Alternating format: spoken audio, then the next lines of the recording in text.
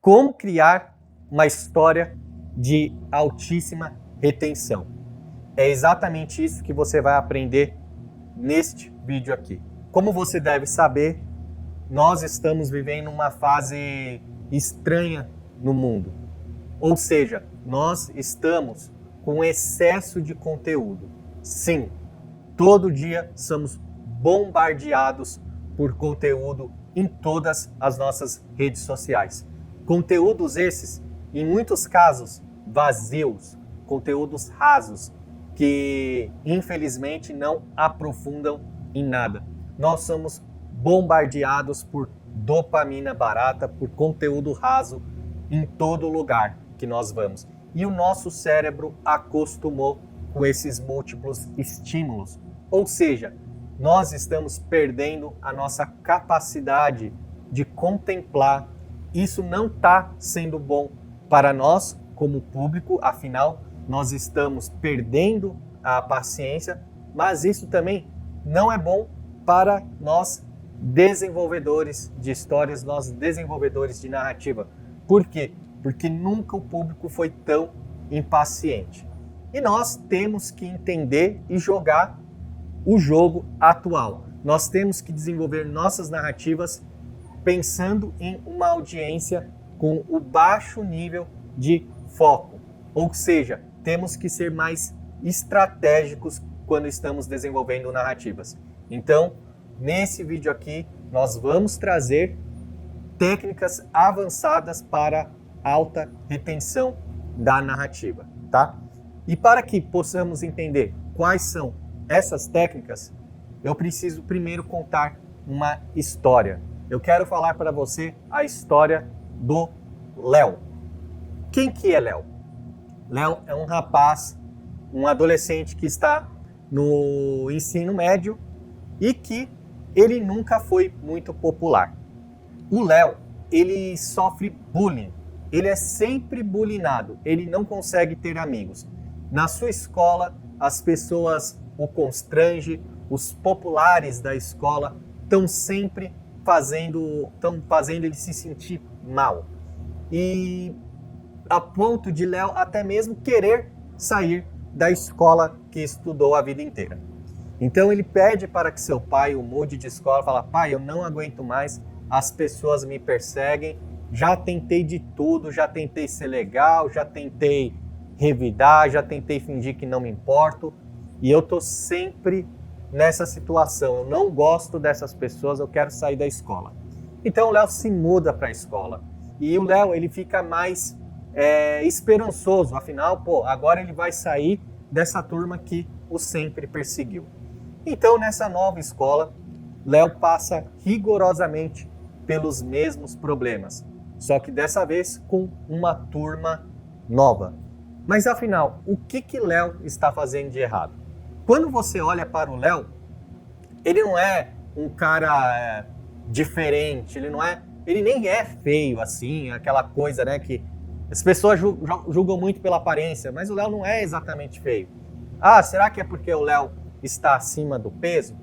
Não necessariamente. O cara mais popular ali da sala, que faz bullying com todo mundo, é um gordão que todo mundo gosta, sabe? E aí o Léo fala: tá, mas o que está acontecendo comigo?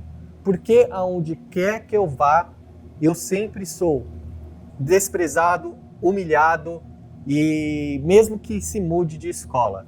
E isso acontece em toda a história escolar do Léo. E o Léo fica revoltado, ele não aceita, ele não acha justo, os professores parece que ignoram, os professores fingem que não enxergam, ele tenta falar na sua casa, mas parece que ninguém entende por essa constância que o Léo sempre passa. Até que o Léo ele começa a desenvolver um ódio.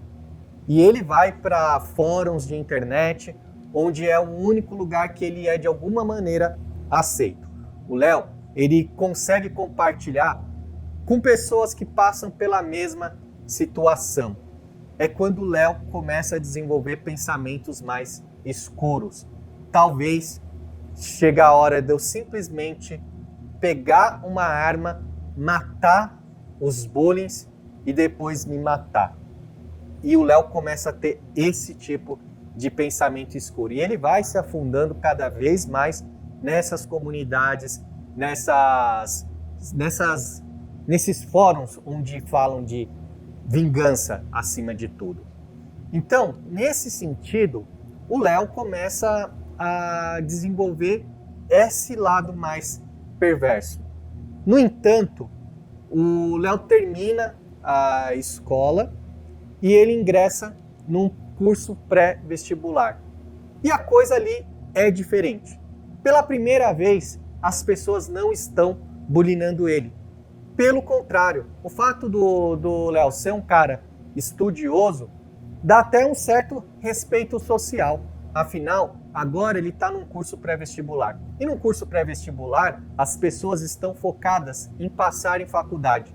Então meio que acabou aquela dinâmica do bullying. E pouco a pouco, o Léo foi esquecendo aquelas ideias perversas que ele tinha de se vingar. E ele foi, pela primeira vez, sendo socialmente aceito. Inclusive, uma menina muito interessante ali no curso pré-vestibular, chamada Melissa, chama muito a atenção de Léo. E o mais impressionante é que, de alguma maneira, ela corresponde ao Léo. Por quê? Porque ela vê no Léo um cara estudioso, tal, e ela tá focada no seu curso de medicina, então ela tá sempre tirando dúvida com o Léo. Então o Léo, pouco a pouco, passa a se apaixonar por aquela garota, a Melissa. Então o Léo agora vê uma nova possibilidade surgindo. Ele sempre foi humilhado, sempre foi desprezado pelas garotas, e de repente a garota mais bonita do curso pré-vestibular começa a dar, digamos que, a corresponder aos anseios do Léo. Então o Léo fica muito feliz, ele tem um novo momento na vida, ele está mais confiante. Todas aquelas ideias ruins, aquelas ideias escuras, fez com o Léo deixou para trás. O Léo agora já não quer mais se vingar. Pelo contrário, ele quer se desenvolver, ele quer estudar mais, que é justamente para poder tirar dúvidas dessa garota. Ou seja, muito mais do que entrar na faculdade, o Léo quer impressionar Melissa. Então uma nova energia toma conta dele, ele pela primeira vez na vida ele se sente feliz e confiante. E de alguma maneira ele pede para Melissa para sair com a Melissa. E surpreendentemente a Melissa fala sim. E Léo, então, estava tendo seu primeiro encontro com a menina mais bonita do curso pré-vestibular. E essa história é uma coisa assim que foi muito impressionante para o Léo, ele não podia acreditar. Então ele se arrumou, ele, deu um tapa no cabelo dele, pegou uma roupa legal, tal, e foi confiante. O primeiro encontro foi numa cafeteria. O Léo não queria, não tinha ainda a ousadia de chamar ela para beber. Mas, pelo menos, eles foram numa cafeteria. E durante essa conversa na cafeteria, onde, claro, eles falaram bastante de vestibular, de prova, mas Léo tem uma descoberta. Melissa tem namorado. Melissa fala do seu namorado e isso é um choque para o Léo. Ele nunca podia imaginar que a mulher que ele estava apaixonado, que ele nutria sentimentos, tinha, na verdade, um namorado. E aquilo foi um choque para ele. Ele voltou para casa assim, arrasado, nada daquilo fazia sentido e novamente ele perdeu então o drive que ele tinha no estudo. Ele não parecia mais tão interessado em estudar porque Melissa tinha um namorado. No entanto, passando-se alguns dias, algum momento depois, a Melissa chama novamente Léo para sair. Dessa vez é ela que chama. E ela, na mesma cafeteria, revela para Léo que terminou com o namorado. E isso é impressionante. O Léo agora estava feliz, estava confiante e ele consola ela, ela chora dizendo que o namorado dela não prestava, que era um cara ruim. Ela desabafa aos ombros de Léo e os dois têm uma conexão, ou pelo menos ele sentia isso, que havia uma conexão real. Ela chora, ela desabafa e ele apoia ela. E nesse foi o dia mais feliz do Léo. Por quê?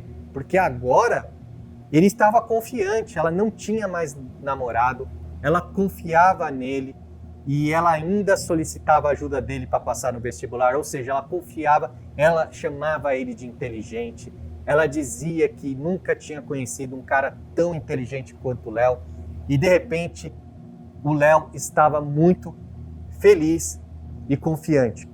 Foi quando então Léo chama a Melissa para sair à noite, para um encontro, para um jantar e para tomar um vinho. E ela disse que sim, que ela vai sair com o Léo.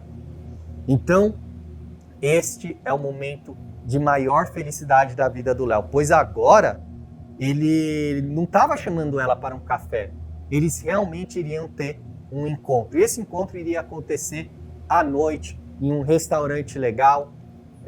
Léo já planejava o vinho, Léo ficava no espelho, planejando como que seria a declaração dele, como que ele iria pedir o beijo para ela.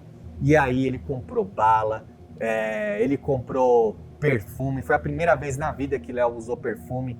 Então, estava tudo certo, a noite estava perfeita e a Melissa até mandou um coração para ele no WhatsApp quando confirmou o horário, quando ele falou, olha, às 19 horas, tá? E ela mandou um coração e ela falou, perfeito. Aquilo ali fez disparar o coração do Léo. Léo iria se encontrar com o amor da sua vida em um encontro romântico à noite. E assim aconteceu. Chegando no local, Melissa estava deslumbrante, ela estava linda, ela estava toda encantadora. E Léo estava confiante, eles tinham bastante assunto, ela já havia desabafado, eles davam risadas. Foi quando que na hora do jantar, servindo vinho, tomando, Léo pagando tudo, Léo então se declara para Melissa e pede um beijo para ela. Ela pega na mão de Léo, faz um carinho, olha no fundo do olho do Léo e fala, Léo, deixa eu te falar, eu não me encontrei com você para isso. Eu me encontrei porque nós somos melhores amigos e eu quero te contar uma novidade. Aí o Léo olha para a Melissa, ela olha para o olho dele e ela diz, eu vou me casar. Na hora que Léo tem esse impacto, sabendo que ela ia casar, não só que ela ia se casar com um rapaz que há 2 meses atrás ou há 1 mês atrás, que seja, ela disse que havia terminado, mas não. Ela não só voltou, como ela vai casar e para completar a noite do Léo, ela está grávida. Foi quando ela então faz o pior convite da vida do Léo. Ela o chama para ser padrinho no casamento. Léo então fica em choque. Seu mundo cai. Agora não tem mais jeito. Ela não só iria casar, como ela estava grávida. Então, Léo tem a pior noite da sua vida. Ele não se conforma. Como ousa ele ter sido tão usado por Melissa? A Melissa falava que ele era incrível, que ele era inteligente. Ela o elogiava o tempo inteiro. Ela sempre conversava com ele. E as inúmeras noites conversando no WhatsApp. Tudo isso veio na mente de Léo todos os momentos, quando eles falavam de Pokémon, quando eles falavam de anime, quando eles falavam de passar no vestibular, todas as matérias, quando Léo resolveu junto o problema de física e a Melissa entendeu e ela disse que Léo era inteligente e ela deu um beijo no rosto de Léo, na bochecha de Léo, e Léo ficou 1 semana sem tomar banho por conta daquele beijo que ele recebeu, o perfume dela, tudo aquilo nada mais fazia sentido. Léo então estava no pior momento da sua vida. Todo o tempo de bullying, Léo lembrava disso. Foi então que era finalmente o dia do casamento e Léo estava disposto a resolver essa situação para sempre. No dia de casamento, o Léo começou a treinar o discurso e ele tinha uma esperança. Ele iria se declarar para Melissa diante de todo o casamento. E ele sabia, alguma coisa dizia para ele que ela iria ficar com ele. Ele tinha essa confiança. Todas as memórias dele, todas as coisas, e ele lembra de todas as reclamações que ela tinha com o namorado dela, que o namorado dela era um grosso, era um machista, que o namorado dela não dava atenção. O Léo era diferente, ele dava atenção, ele não era machista, ele empoderava a Melissa, ele dizia que ela tinha potencial. Então ele estava confiante e o seu plano era se declarar para ela. Então, no dia do casamento, aquela coisa toda, a família toda unida, Melissa entra com seu pai e no momento dela falar sim para o seu namorado, o Léo então surpreende a todos e com um buquê de rosas, que eram as flores favoritas de Melissa, que ela nunca tinha recebido do seu namorado, ele então interrompe a cerimônia e se declara para Melissa. E ele fala o quanto ele a ama e que eles devem ficar juntos, que eles se conectam e que eles fazem sentido juntos. Nesse momento, surpreendeu todos, né? O próprio noivo da Melissa falou: quem que é esse idiota? Isso aí é pegadinha? Ele mesmo não acreditou. Só que Melissa olha para Léo no fundo do olho e diz que não ia rolar e ela então fica brava. Léo nunca viu Melissa com tanta raiva no olhar. Foi quando ela disse: seguranças, tirem esse inútil do meu casamento, tirem esse merda, tirem esse inútil. Foi quando então os seguranças pegam Léo, batem nele e tiram ele do casamento. E é uma humilhação que Léo nunca tinha passado. Ali ele teve memórias com os tempos de bullying. Ele foi chamado de inútil pela Melissa. E inútil era o seu apelido na escola. As crianças chamavam ele de o inútil. Então tudo isso o traumatizou. Então Léo é expulso, é humilhado por todos no casamento. Foi quando Léo não iria deixar barato. Léo então volta para sua casa e pega a sua arma, aquela mesma arma que ele tinha comprado para se vingar dos seus colegas. E antes que a cerimônia terminasse, Léo pega a sua arma, ele executa o noivo, ele executa a Melissa e ele atinge o pai, a mãe da Melissa, familiares aleatoriamente. Essa é a história de Léo. Uma história de um homem frustrado, bulinado, que não soube entender como funciona o mundo. Um Léo, um cara de relações sociais péssimas, um cara que não tem condição de fazer uma correta leitura da natureza humana. E o que essa história que eu contei para você tem a ver com o desenvolvimento de histórias de alta retenção? Simples. Você está aqui no nosso vídeo até agora é porque de alguma maneira essa narrativa reteu a sua atenção. Mas essa narrativa não foi construída à toa. Essa narrativa ela foi estrategicamente construída para reter a sua atenção. E agora chegou a parte do vídeo onde você vai aprender quais são as técnicas que eu usei nessa narrativa para te manter a sua atenção até este momento do vídeo. E a partir desse momento, você vai poder assimilar técnicas avançadas e usar nas suas narrativas para que você possa reter a sua audiência. Então, a técnica primordial que eu usei eu chamo de up-down. O que é o up-down? É uma técnica de dinâmica, onde você brinca com a sua audiência, onde você oferece o sorvete e você tira o sorvete. Você oferece o sorvete e você tira o sorvete. Ou seja, você brinca com a esperança do seu espectador e você destrói a esperança do seu espectador, criando algo mais denso, tá? Então, essa dinâmica entre polo positivo e polo negativo aumenta o engajamento da audiência. Então, eu primeiro apresento um problema, onde eu mostro que Léo é bulinado na escola. Então, aqui temos uma dinâmica negativa para o nosso protagonista. Depois, eu digo que ele vai mudar de escola. Então, surge uma esperança. Afinal, agora ele vai se livrar daquela turma que o alopra, que o desrespeita. Então, temos uma dinâmica positiva.